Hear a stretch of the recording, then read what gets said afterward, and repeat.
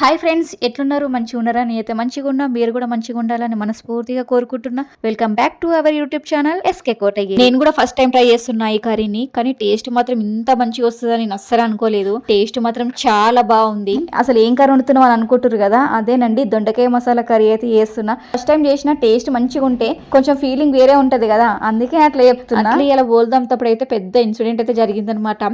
వీడియోని ఎక్కడ స్కిప్ చేయకుండా చూడండి, మీకైతే క్లారిటీగా అర్థమైపోతుంది. ఛానల్ కొత్త చూసే వాళ్ళైతే ప్రీవియస్ వీడియోస్ కూడా ఒకసారి చెక్అవుట్ చేసేసి ఆ వీడియోస్ కూడా మీకు నచ్చినట్లయితే సబ్స్క్రైబ్ చేసుకుని నన్ను అయితే సపోర్ట్ చేయండి అబ్బా. ఇప్పుడైతే వీడియోలోకి అయితే వెళ్ళేద్దాం. క్యాన్ లో ఆయిల్ అయితే లేదని ఆయిల్ ప్యాకెట్ అయితే కట్ చేసి ఈ క్యాన్ లో అయితే ఆయిల్ అయితే పోషిస్తున్నాను అనమాట. ఈ దొండకాయ మసాలా కర్రీ నేను ఎట్లా చేసిన అనేది చూసేద్దాం. ఫస్ట్ అయితే స్టవ్ ఆన్ చేసి స్టవ్ పైన ఒక గిన్నె పెట్టేసుకున్న తర్వాత దాంట్లో తగినంత ఆయిల్ అయితే పోసేసుకోవాలి. కర్రీలోకి కొంచెం ఎక్కువ ఆయిల్ పోసుకోండి, టేస్ట్ చాలా బాగుంటది. ఆయిల్ వేటుకున్న తర్వాత ఉల్లిపాయలు అయితే వేసేసుకోవాలి. ఉల్లిపాయలు కూడా కొంచెం ఎక్కువ క్వాంటిటీలో వేసుకోండి, అంటే ఎప్పటికి వేసుకునే దానికంటే కొన్ని ఉల్లిపాయలు ఎక్కువ వేసుకోండి, టేస్ట్ చాలా బాగుంటది. ఉల్లిపాయలు మగ్గేలోపు ఈ కర్రీలోకి మసాలాలు అయితే ప్రిపేర్ చేసుకుందాం అన్నట్టు నేనైతే ఈ మసాలాలు ఒక కటోర్లోనైతే వేసుకుంటున్నాను అనమాట, ఏమేమి కావాలి అన్నట్టు. ఇట్లా అన్ని ఒకటేసారి తీసి పెట్టుకున్నాం అనుకోండి, అప్పుడప్పుడు వెంటనే తీసుకొని వేసుకోవాలంటే ఏదో ఒకటి మర్చిపోతాం. అందుకే నేను ఏ కర్రీ చేసేటప్పుడైనా సరే అన్నిట్లనే ముందుగానే తీసుకుంటాను అనమాట. ఇట్లా చేసుకున్నాం అనుకోండి, ఒక్క మసాలా కూడా మర్చిపోము.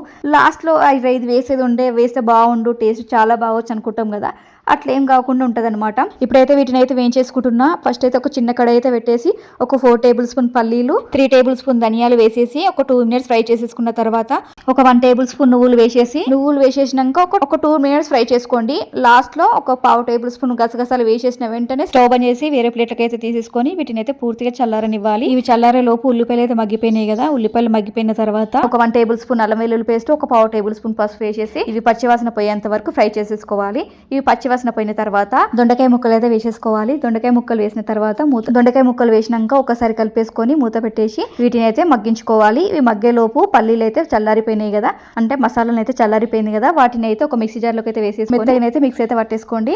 అలా మిక్సీ పట్టేసుకున్నాం. ఆ పొడిని అయితే ఒక కటర్లోకి అయితే తీసేసుకున్న తర్వాత అదే మిక్సీ జార్లోకి టమాటాలను అయితే వేసేసి స్మూత్ పేస్ట్ లాగా మిక్స్ అయితే పట్టేసుకోవాలి. ఇక్కడ నేను ఒక 3-4 వరకు అయితే టమాటాలను అయితే తీసుకున్నానండి. చిన్న సైజు లో ఉన్న ఒక 3-4 టమాటాలను మాత్రమే తీసుకున్నా. ఎక్కువ తీసుకున్నాం అనుకోండి టమాటా ఫ్లేవరే కొడుతుంది, దొండకాయ ఫ్లేవర్ కొట్టదు. మిక్సీ పట్టేసుకునే లోపు దొండకాయలు అయితే మగ్గిపోయినాయి కదా, ఇప్పుడైతే మిక్సీ పట్టేసుకునే టమాటా పేస్ట్ని అయితే ఈ దొండకాయ ముక్కలలో వేసేసి ఒకసారి మంచిగా కలిపేసుకొని మూత పెట్టేసి ఒక 5 మినిట్స్ అయితే మగ్గనివ్వాలి. ఇలా మగ్గిన తర్వాత మనం మిక్సీ పట్టేసుకున్నాం కదా పల్లీల పొడిగిన, ఆ పొడి కూడా వేసేసుకొని తగినంత కారం సాల్ట్ వేసేసుకున్న తర్వాత మూత పెట్టేసి ఒక 2 మినిట్స్ ఫ్రై చేసేసుకోవాలి. మరీ ఎక్కువసేపు ఫ్రై చేసుకోకండి, ఎక్కువసేపు ఫ్రై చేసుకున్నారు అనుకోండి అడుగంటుతుంది. స్పైసెస్ మాత్రం మీరు తినేదాన్ని బట్టి వేసుకోండి, ఎక్కువనైతే వేసుకోకండి. నేనైతే చాలా తక్కువనే వేసిన, మేము స్పైసెస్ చాలా తక్కువ తింటాం కాబట్టి కొంచెమే వేసిన. ఇవి వేసాక ఒకసారి కలిపేసి మూత పెట్టేసి ఆయిల్ పైకి వచ్చేంత వరకు ఉండనిచ్చుకోవాలి.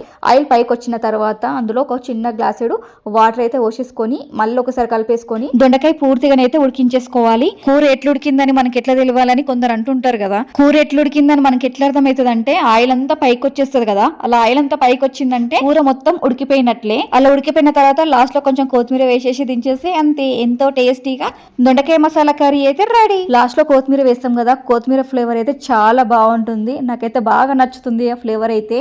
కొంతమందికి కొత్తిమీర వేస్తే కూడా ఇష్టం ఉండదు కదా, ఇష్టం లేని వాళ్ళైతే స్కిప్ చేసేయండి. కానీ నేను మాత్రం ఏ కూర వండినా సరే కొత్తిమీర వేయండి కూరనే ఉండ. సంథింగ్ ఎప్పుడో ఒకసారి లేనప్పుడు మాత్రమే ఉండాల్సి వస్తే ఉంట తప్పించి ఇంట్లో ఉంటే మాత్రం 99% నేను కొత్తిమీర వేసే కూరలు అయితే వండుతా. కూరనైతే చాలా బాగుంది, వీడియోలు చూస్తుంటే కూడా తినాలనిపిస్తుంది. అసలు టేస్ట్ అయితే చాలా బాగుంది. ఇంత మంచిగా కుదురుతుందని కూడా నేను అనుకోలేదు, కానీ టేస్ట్ మాత్రం అదుర్సు, చాలా అంటే చాలా బాగుంది. వేడి వేడి అన్నం వేసుకొని అందులో దొండకాయ మసాలా కర్రీ వేసుకొని రైతా వేసుకొని తింటుంటే సూపర్ టేస్ట్ ఉంది. అసలుకి ఏ చికెన్ మటన్ కూడా పనికిరాదు అనిపించింది నాకైతే, అంత టేస్టీగా ఉంది. ఒకసారి మీరు కూడా ఖచ్చితంగా ట్రై చేయండి. స్టార్టింగ్ లో ఒక ఇన్సిడెంట్ జరిగిందని చెప్పిన కదా, అది ఇదే. నేను ఎప్పుడైనా సరే నైటే బోలు దోమేసుకునేదాన్ని.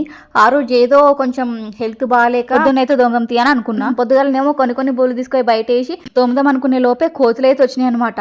అసలు అందులోకి వెళ్ళి ఒక కోతి అయితే నా మీదికి కరవనీకి వచ్చేస్తుంది. అసలు ఎందుకు కరవనీకి వస్తుంది అంటే ఆ గిన్నెలలో ఏదో అన్నం మెతుకులో సంథింగ్ ఏదో ఒకటి ఉండుండొచ్చు అని నన్ను అటాక్ చేయడానికి వస్తుంది అనమాట. ఇంట్లో కూరుకొద్దాం అనుకున్నా, కానీ నేను బోలు దోమే ప్లేస్ కి ఇంటి లోపలికి ఒక 10 అడుగుల గ్యాప్ అయితే ఉంటది అనమాట. అది ఆ నుండి ఇక్కడికి వచ్చే లోపే కోతి ఖచ్చితంగా నన్ను అటాక్ చేస్తుందని తెలిసే నేనైతే ఆ పక్కనే ఉన్న కట్టెనైతే అందుకున్నాను అనమాట.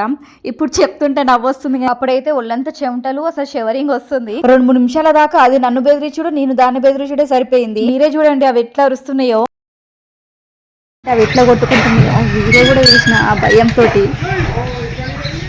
వీడియోనైతే గింతే, నెక్స్ట్ వీడియోలో కలుసుకుందాం. ఓకే మరి బాయ్.